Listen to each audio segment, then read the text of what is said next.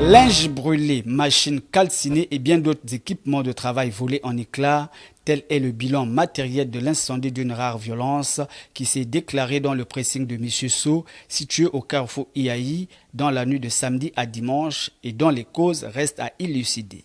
Je ne sais pas, moi je ne sais pas, vraiment je suis dépassé. On est en train d'analyser, c'est Dieu qui sait faire les choses. Heureusement qu'en l'absence des sapeurs-pompiers, c'est le bon voisinage qui a pris son courage pour séquencer les feux, selon les propos de M. Quevin. On a essayé d'éteindre notre moyen, on a appelé les pompiers depuis, ils nous ont dit qu'ils sont sur d'autres lieux, ils ne pouvaient pas arriver ici et tout. C'est comme ça avec les compteurs de tuyaux, on a coupé tout pour essayer d'arrêter. Une cliente qui venait à l'occasion récupérer ses habits est restée sans retenir sa désolation. C'est d'abord, bon, nous, comme on dit, les habits, on peut racheter, mais c'est surtout pour lui. Tout ce matériel-là, hein, ça ressemble à du sabotage, je suis désolée, ça c'est du sabotage. Quel bandit qu'on a pensé, ça c'est du sabotage. Moi, c'est pour lui. Les habits, on rachète, mais pour lui. Les gens qui l'emploient, ils vont faire comment là maintenant? Ils ont des loyers à payer, même ça. Peut-être c'est un contrat, il a peut-être eu un crédit, il va faire comment? Moi, c'est tout ce qui est juste vraiment concerné, c'est pour lui, c'est ça vraiment.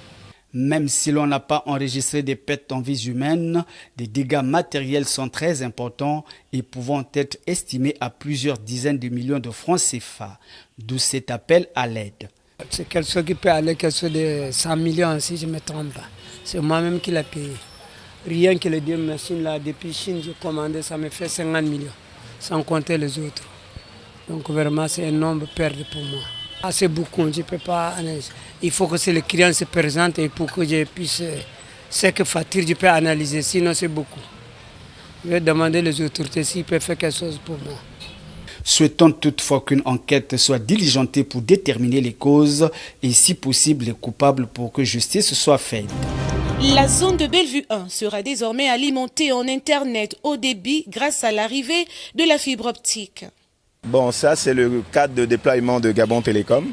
C'est les extensions de réseau de la fibre optique pour équiper une zone. Donc on part d'un point à un autre avec le câble pour permettre à nos équipements de s'étendre dans la zone. Ça sert premièrement à amener l'Internet par le Wi-Fi, par le moyen du Wi-Fi dans les ménages et dans les entreprises, pour permettre aux gens de travailler avec la technologie du moment. Nonobstant quelques difficultés rencontrées sur le terrain avec les usagers, les travailleurs à pied d'œuvre exécutent les travaux. Ça va, mais c'est aussi un peu pénible. Il y a des gens qui ne sont pas courtois et donc on fait face à tout ça. Le passage de la fibre optique dans la zone est accueilli avec joie par les populations. C'est une bonne chose pour le quartier. Qu'est-ce que je veux dire de plus? C'est une très bonne chose. C'est une très bonne chose, surtout si on pouvait avoir ça dans tous les quartiers. Dans tous les quartiers, puisqu'il y a certains quartiers, à travers des connexions, c'est un peu faible. Donc si on gagne ça, vraiment c'est une extraordinaire, c'est super. Si ils font du bon boulot, il n'y a qu'à remercier le bon Dieu et ces gens-là. Il faut que ça continue, hein. Ça ne doit pas arrêter là, n'est-ce pas? À l'instar de Bellevue 1, il serait souhaitable que ces travaux s'étendent dans toute la capitale gabonaise pour le bien-être des internautes. Pour se rendre à un restaurant ou dans un lieu de culte, il faut présenter un test Covid négatif. Désormais, le test Covid qui était payant est devenu gratuit pour permettre à toute la population de connaître son statut. Ce matin, plusieurs se sont rendus à l'esplanade du palais de sport pour se faire dépister. J'en reviens même. Là, je sors même du test. Depuis le matin que je suis là, et on vient de me faire passer le test et puis je sors, j'attends demain et revenir encore. Mais sinon, ça se passe bien. Ça se passe bien parce que malgré qu'il y a eu une gratuité, effectivement, c'est ce qui a favorisé que les gens viennent en masse parce que quand c'était payant, il y avait faute de moyens pour certaines personnes et puis bon, voilà que l'État a mis à la disposition de la population une gratuité et c'est normal, et on est nombreux là. Très bien, j'avais un peu, de l'appréhension par rapport aux tiges qu'on met dans les narines et dans le fond de la gorge. Ça s'est très bien passé. En moins de 2 minutes, j'ai été reçu et voilà, le lendemain après-midi, je suis venu prendre mes résultats. Le temps est approprié, le temps est propice, vu les difficultés financières que les gens traversent. Donc je crois que c'était le temps de rendre ces tests gratuits. Non, pas encore. Parce que c'est fini. Ils prennent, comment dirais-je, un certain nombre de personnes. Et là, je reviens demain. Ceux qui hésitent encore devraient emboîter le pas. Ceux-là qui, jusqu'à présent, hésitent, qu'ils passent. Moi, j'en reviens. Depuis le matin que je suis là, je sors de là. Vous voyez que nous sortons de là. Ceux qui sont encore hésitants, ils peuvent venir voir de leurs propres yeux. Effectivement, tout se passe bien dans la gratuité que l'État a mis à la disposition de la population. Le message, c'est que chacun fasse son test pour connaître au moins son statut. Parce que, bon, vous pouvez avoir la maladie sans savoir que vous transportez la maladie. Faire son dépistage volontaire est un comportement responsable. Du moment où les tests sont gratuits, il serait souhaitable que les uns et les autres se fassent dépister. Les jeunes Gabonais à l'école du savoir. Ils se font former sur la prévention de sécurité scolaire à Libreville, précisément au siège du Congrès des agents publics, parapublics et privés de l'État. Emmanuel Vemba donne les raisons de la mise en place de cette formation. Comme vous pouvez le constater, il y a une recrudescence des violences en milieu scolaire depuis près de 15 ans aujourd'hui au niveau national pour ce qui concerne notre système éducatif. Et il était question que toutes les composantes essaient un peu de mener une réflexion, notamment l'État d'une part et l'international, j'ai envie de dire la société civile d'autre part. Et nous, en tant que citoyens, en tant que patriotes, nous avons mené une réflexion pour créer une société citoyenne qu'on a appelée Encadrement Plus. Et Encadrement Plus œuvre depuis plusieurs mois aujourd'hui à former les assistants de prévention d'encadrement de sécurité scolaire.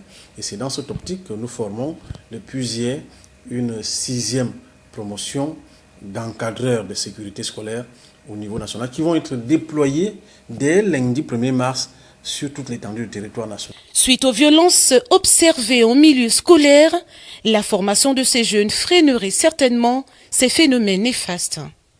Nous participons à freiner véritablement ce phénomène, et parce que l'objectif c'est éradiquer. Mais pour l'instant, nous ne sommes pas encore à cet objectif. Nous sommes dans l'objectif de freiner d'abord, mener une réflexion, déployer les gens afin que ce que nous vivons aujourd'hui avec nos enfants, les violences sexuelles, les violences matérielles, les violences physiques, les violences pathologiques, les violences psychologiques puissent être un tant soit peu freinées, et nous allons nous projeter d'ici à moyen ou long terme sur l'éradication, notamment en fonction des appuis que nous allons recevoir. Et nous profitons de ces antennes pour demander à l'État un appui technique afin que nous puissions réellement combattre ce phénomène. Au sortir de cette formation, ces jeunes Gabonais seront déployés dans les différents établissements scolaires de la place pour assurer la sécurité des apprenants pour éradiquer le phénomène de l'insécurité en milieu scolaire. Non loin du carrefour de l'Institut d'IAI se trouve la centrale de matériaux LCM, entreprise créée par un jeune compatriote gabonais qui décide de se lancer dans le monde des affaires pour son bien-être, mais aussi pour subvenir aux besoins de ses semblables. Charles Parfait Balmougar présente sa structure. La centrale des matériaux, qui est ma structure personnelle, est une entreprise qui fait dans la vente de matériaux de construction, qui fait également dans la livraison de certains produits tels que les aciers, le fer à béton, le gravier, le sable, les tôles bac-alu. Et j'ai à mon actif aujourd'hui 4 personnes qui travaillent pour moi, dont mon assistante, jeune caissière et 2 vendeurs. Et aujourd'hui, ça fait plus de 3 semaines que je suis implanté ici. Je viens de faire la soirée d'inauguration de la structure. Et depuis un bon bout de temps, ça va. J'ai des clients qui arrivent de temps en temps. Malgré le fait que l'entreprise soit éloignée de la voie principale, la clientèle arrive à petits pas. Avec la clientèle, c'est vrai que c'est une nouvelle structure et puis que le quartier il est un peu retiré. Certes, nous sommes au Carrefour Yahi, en bordure de route, mais ce n'est pas tout le monde qui connaît le lieu. Donc c'est pour cette raison que je vous ai également invité à pouvoir promouvoir à ce que cette entreprise soit connue et que le Gabon, ou du moins les habitants de ce quartier, découvrent cette petite structure qui a déjà des très bons prix, qui a des produits de qualité également. Le directeur général de la centrale des matériaux lance un message à ceux qui gardent les bras croisés. Mais la vie est compliquée pour ceux qui pensent qu'elle est compliquée. La vie est compliquée pour tout le monde. Maintenant, après, il faut savoir c'est ce que l'on veut. Moi, au départ, je travaillais pour une structure pendant 17 ans. C'est pas que j'ai voulu partir de moi-même, mais je me suis dit que pour que les choses aillent mieux pour moi, il va falloir que je puisse partir, essayer de travailler à mon propre compte. C'est vrai que ça n'a pas été facile dès le départ, mais aujourd'hui, avec ce que je suis en train de mettre en place, je vois que c'est nettement mieux pour moi. D'abord pour travailler, certainement pour mon entreprise, et ensuite donner de la chance à certains Gabonais de pouvoir travailler. Et aujourd'hui, vous allez bien remarquer qu'il n'y a presque pas de Gabonais qui ont ce genre de structure. C'est plus des expatriés. Nous avons des frères libanais, des Camerounais, des Congolais, des Sénégalais, des Maliens, Togolais, Béninois qui ont ce genre de structure et pas vraiment des Gabonais. Et moi, je me dis que pour que les Gabonais essaient d'avancer, il faut bien que je puisse également apporter un plus à la population gabonaise et que les gens comprennent que le Gabonais n'est pas celui qu'on croyait être dans le passé. Le Gabonais d'aujourd'hui, c'est celui qui a compris que la vie aujourd'hui, pour l'avoir, pour l'obtenir, il faut se battre, il faut se lever, il faut aller de l'avant simplement. Des interrupteurs, seaux de peinture, des carreaux, des sacs de ciment, brouettes et bien d'autres sont exposés. Les nécessiteux devraient s'y rendre pour satisfaire leurs besoins, surtout en cas de construction. Les populations de Milonsi éprouvent des difficultés d'accès à l'eau potable. Pour espérer avoir une goutte d'eau potable, ces derniers sont obligés de parcourir des kilomètres. Ici, on n'a pas d'eau depuis plusieurs années. Avant, effectivement, il y avait de l'eau, mais maintenant, il n'y en a plus. Donc, comment on fait pour avoir de l'eau? On est obligé de s'approvisionner avec des histoires de camions qui viennent avec des cubidis là. Et quand ils ne viennent pas, ils venaient effectivement 2 fois par semaine. Mais maintenant, ils ne viennent plus. Donc, on s'approvisionne un peu partout, comme vous pouvez le constater. Si vous voyez un peu, vous voyez comment les bidons sont vides. On ne sait même pas comment on fait pour avoir cette eau, mais on est obligé de la prendre parce que, bon, on n'a pas le choix. On n'a pas de pompe publique, on n'a rien. Donc, les gens font comme ça, on en a marre. On en a marre, on ne peut pas vivre comme ça. Nous sommes des Gabonais. Certains s'alimentent en eau de pluie. Une solution intermédiaire est risquée, sachant bien qu'elle peut être sujet de plusieurs microbes. On n'a pas le choix, hein. Pas le choix, c'est les potables, on fait avec.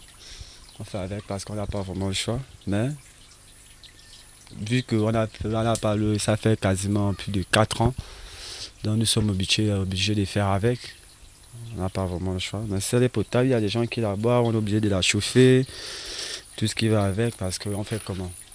Il y a des enfants à la maison, tout ce qui va avec, donc c'est assez compliqué. Heureusement que les autorités ont loué les camions-citernes pour leur servir de l'eau potable. On a un problème d'eau, on est là, on galère. C'est la SCG qui pense à nous, ils viennent 2 fois par semaine. Là aujourd'hui, ils sont venus aujourd'hui, en plus de l'eau. On dit quand même merci pour l'État qui pense à nous, mais ce n'est pas suffisant, on veut plus que ça. Vivement que cette initiative se pérennise, car à l'instant où nous quittons les lieux et aux dernières nouvelles, ces citernes auraient disparu et réapparu après 2 semaines. Le non-respect de la mesure gouvernementale qui suspend la vente provisoire de la friperie au Gabon a entraîné un conflit ouvert entre les agents des services municipaux et les commerçants qui les accusent de débordement. Oui, il arrache les choses. Pitié. On ne sait pas de quels sont l'envoyé comme ça. La mairie, ce n'est pas le travail là qu'ils sont l'envoyé qu'il n'est qu'à faire. Il vient, même quelqu'un, il passe, il arrache les choses. Il faut que personne il va plier, pardon, donne-moi. Il va arracher avec lui. Il prend l'argent avec lui. Mais quel argent que vous voulez rentrer les taxis, il n'y a pas. C'est pas normal, c'est pas normal. Aujourd'hui, ils sont arrachés, un vieux là, il pleure. Il a fait un genou, donne-moi, ils sont refusés. C'est moi-même qui ai levé 2000, donné monsieur là, il est parti aller prendre les choses. Et c'est pas normal. Je partage leur douleur, quoi. C'est pas normal en fait. On n'en dit ce qu'on vient pas, il y a des mesures. Ils ont pris leurs mesures, mais nous aussi on a nos mesures qui sont censées respecter, qui n'ont pas été respectées. Parce que ces personnes-là, ces jeunes compatriotes là vivent de ça. Quand ils font ça, je ne sais pas ce qu'ils ont pris. Il y a des mesures d'accompagnement. Est-ce que les mesures ont été prises? Nous ne sommes pas contre. Il y a la maladie, il ne faut pas la propagation, il faut prendre des mesures. Nous ne sommes pas contre. Mais est-ce qu'il y a des mesures qui ont été prises pour ça, pour encourager ces jeunes-là, pour les motiver? Parce qu'il y a plein là, il y a plein qui sont abandonnés à eux-mêmes, qui ont la famille, qui payent les maisons, qui se débrouillent. Mais quand il n'y a aucune mesure d'accompagnement, il n'y a rien. Et subitement comme ça, vous les demandez d'arrêter de vendre, d'arrêter de faire leur petit business. C'est quand même, c'est pitoyable en fait, c'est malheureux. Un comportement qui risquerait d'alimenter la crise, d'où cet appel à la clémence des commerçants. Non, il n'est qu'à, les chefs, il n'est qu'à regarder dedans, c'est pas bon. C'est pas normal. Ne fais pas quelqu'un mal, il faut pitié de quelqu'un. C'est pas le travail là, c'est pas bon, c'est pas normal. Si aujourd'hui l'on prive beaucoup de personnes à aller travailler, à aller avoir quelque chose, ils seront obligés d'aller dans le braquage, dans le vol, un peu ci par là. Il faudrait que le gouvernement trouve des méthodes à cela. C'est un peu ça. Quoi que l'on dise ou quoi que l'on fasse, nul n'est au-dessus de la loi. Mais dans la situation actuelle des choses, des mesures d'accompagnement pourraient s'avérer nécessaires pour le bien-être des commerçants. Car ventre affamé n'a point de pain. Nid de poule, cratère, ruissellement des eaux sur la route secondaire de Bellevue 1 rendent ardue la circulation des automobilistes. La route ici, vraiment, elle est vraiment impraticable. Impraticable, on ne nous regarde pas, on arrange seulement les routes ailleurs, mais ici, vraiment, c'est pas la peine. C'est comme ça depuis. On est négligé vraiment ici. La route embête. Tu ne vois pas ici, là, jusqu'à là-bas, c'est pas bon à ranger, c'est embêté. Ça, c'est une bonne route qui commençait là-bas pour sortir là-bas, c'est une bonne route. Tout le monde passait ici. Bon, ça embête. Même les tous qui habitent ici, ça embête aussi. La route est gaspillée, il n'y a rien ici. Ici, là même, c'est un peu mieux. Quand vous descendez à bas, tout est déjà foutu. Bon, c'est la route qui est très fréquentée. Pourtant bien sollicitée par les usagers, elle demeure depuis plusieurs années dans son état dégradé. Pendant les périodes pluvieuses, ce sont les dégâts. Les cratères, c'est pas quoi, les nids de poules que nous retrouvons, c'est la durée aussi de la route. Nous constatons que la route effectivement a duré. Il devait y avoir encore des travaux qui devaient se faire pour essayer d'améliorer. Ce sont des routes qui datent de 40 à 50 ans. Donc évidemment, la chaussée normalement a pris un coup. C'est pour ça que nous nous retrouvons dans cet état-là. C'est les trous quand il pleut, l'eau se stagne là. Donc au moins, comme si vous êtes là, une voiture passe, ça vous éclabousse. C'est vraiment pas... Si on pouvait trouver une solution pour ça, ça devait bien nous arranger. Oui, ça casse les voitures beaucoup. Ça casse les voitures beaucoup. Ça casse la voiture. Ça cause les dégâts. Oh, c'est l'État qui va arranger. Comment on va faire? Nous, on n'a pas le moyen pour arranger la route. La route, c'est pour l'État. C'est l'État qui va arranger ça. Un peu si à la pluie aussi, c'est plus pur. Bon, tout ce que j'ai à vous dire, si l'État aussi peut savoir de remarquer la route qui sont gaspillées, il fait l'effort d'arranger. La population aussi, ce n'est pas l'État seulement qui peut faire ça. Tout le monde peut faire une chose pour aider ton quartier, même si ce n'est pas le pays. Tu fais ton quartier, c'est très important. Le quartier Bellevue 1, qui abrite plus de 500 foyers, connaîtrait moins le stress lorsque sa voie secondaire recevra une cure de jouvence. La route Beau Séjour, 2 écoles réhabilitées peu avant la dernière élection présidentielle au Gabon, se trouve aujourd'hui dans un état de dégradation avancée. D'où le refus de transporteurs de fréquenter la zone. Même si les clients nous proposent, on ne peut pas venir. Parce qu'on ne peut pas aller au garage de temps à autre. Donc le patron va parler. Donc essayer de dire aux autorités de nous arranger un peu la voie. Donc ça nous verra totalement perdu. En cette période de saison de pluie, les usagers ont du mal à se déplacer car la circulation est presque impossible, sinon très difficile. Lorsqu'il pleut, c'est vraiment inaccessible pour ceux qui vont au boulot et puis à l'école, pour les lycéens, c'est vraiment inaccessible. Et c'est pas bien. Les autorités sont une fois de plus interpellées afin de répondre aux attentes des usagers, même si certains pensent que leurs doléances ne seront jamais prises en compte. Quelle autorité? Tu sais qu'on est en Afrique, tout ça, ça marche comme la nuit, tu vois. Ces syndicats peuvent parler des choses comme ça, pas nous. Nous, on est transportés seulement. On va laisser comment? Quand tu parles la réalité des choses, toi-même tu es là, tu vas montrer ça. Tu vas cacher ça? Souhaitons néanmoins que les doléances des populations arrivent sur la table des décideurs afin d'assurer le bien-être des populations. Des eaux usées et des tas d'immondices sur le terre-plein entre ces deux routes qui mènent au marché d'Akébé à droite et à Cosmopac à gauche. Une situation déplorable pour les populations. Pour moi déjà, c'est très désolant parce que nous avons autour des structures scolaires. À qui incombe la responsabilité de cet état néfaste en pleine ville et pour un si grand quartier comme Cosmopac, peut-être à cause de l'absence de bac à ordures. Bon, déjà, il y a d'abord un problème d'éducation de la population. Alors, il faut éduquer la population à savoir que on doit protéger notre environnement. C'est un problème d'éducation. Donc cette population, il faut qu'on amène aussi à sensibiliser nos populations que nous sommes aussi à l'origine de ce mal. Où sont passées les sociétés en charge du ramassage de ces détritus et que dire de ces eaux usées?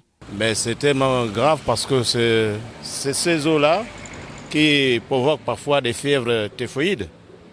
Donc je crois que c'est difficile à expliquer, mais sinon c'est mal. Ça cause le paludisme et tout ça. Mais je crois que c'est un problème d'environnement, donc il faut que la mairie fasse son travail équitablement. Parce qu'il y avait Averda, aujourd'hui Averda n'existe plus. Donc je crois que les mesures municipales doivent prendre en soin notre environnement, afin de vivre dans une ville saine. Parce que si la ville n'est pas saine, la population trouvera aussi des maladies s'agissant de ce genre d'insalubrité. Vraiment, c'est désolant parce que là, nous avons en face des structures scolaires et nous savons que ces eaux usées contiennent des bactéries et c'est un foyer de propagation du paludisme. Donc c'est vraiment regrettable. Il faut que la mairie ou l'État essaie de voir comment faire pour y remédier. Il faut qu'on place les bacs à ordures et puis régulariser les heures de ramassage. Libreville serait de plus en plus belle si ces espaces insalubres connaissaient un embellissement. Le problème de l'insalubrité observé dans les rues de la capitale devrait être au cœur des échanges des autorités municipales.